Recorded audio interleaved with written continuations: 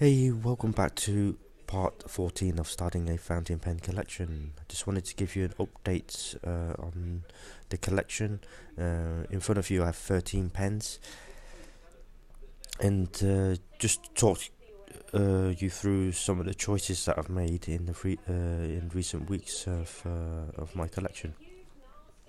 Here I start off with the Lamy Next. These were the cheap versions of the pens that I use just to test out some of the ink, so eventually this will be out of the collection. And also I had two in the wide nibs, so a calligraphy 2.0 from the Schaefer, and also a 1.5 millimeter nib in Lamy. This was the Lamy Vista. So these pens were used to test out some of the ink, and so these will eventually be replaced with a wider nib. Especially for these two pens, it will be replaced with a wider nib, which I will talk about later. The Twist B, again, this was just to test out the inks, but possibly it will probably make the final collection. This is a 1.1 millimeter nib. This is quite unique with the piston fill demonstrator, so you can also see the color of the ink and how far you've gone and how much you have left. So I kind of like this pen, and it's writing really well at the minute. So here are a couple of pens with sentimental value. So these from my school days: Parker 51, Parker 15, and Waterman Laureate. The three of them are still writing quite well. This one decided to add back in. This was sent off for repairs.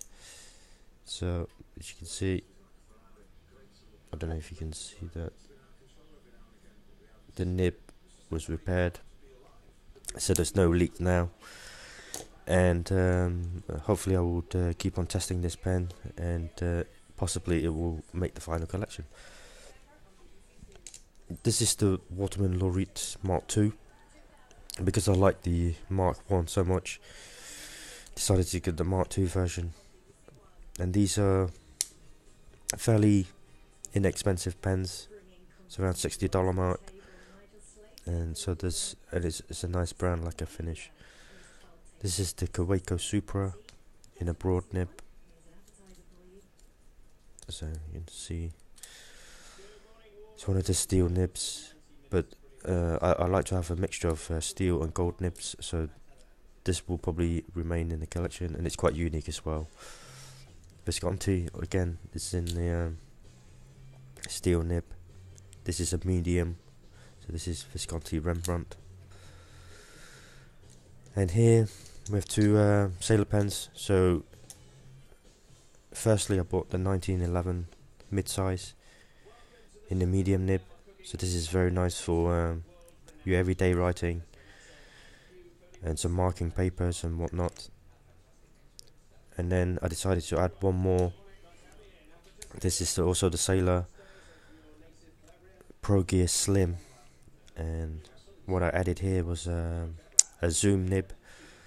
So this is a slightly larger than a double broad, and I kind of like the way this pen writes. It's very thick. I mean, it's not to everybody's taste, but I think of using this pen to replace some of the wider nib pens, so I don't have to carry so many pens. So in my daily carry, normally I have the two sailor pens in the two different size nibs, and also I have two different colors in there as well. So in the zoom I have the blue, and then I will have the red for the medium. I don't know, I've probably run out now.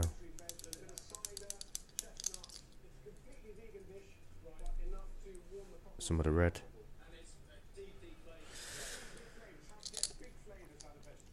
So one of the reasons for doing this is having two in a similar style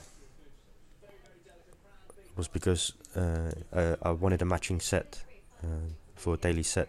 What I was doing before was carrying 2 different pens, and the problem was trying to match which 2 pens I should carry. And then I had the same problem if I was carrying 2 other pens, and also there's a weight imbalance, and trying to remember which color was for which pen. So I decided for a daily carry, if you're going to carry 2 pens, a matching set is very nice,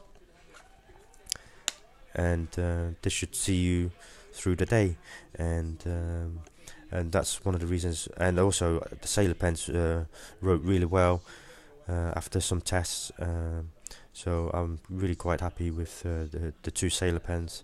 I think this will remain in the final collection as my 2 main pens, but I will test further pens, especially the high-end pens.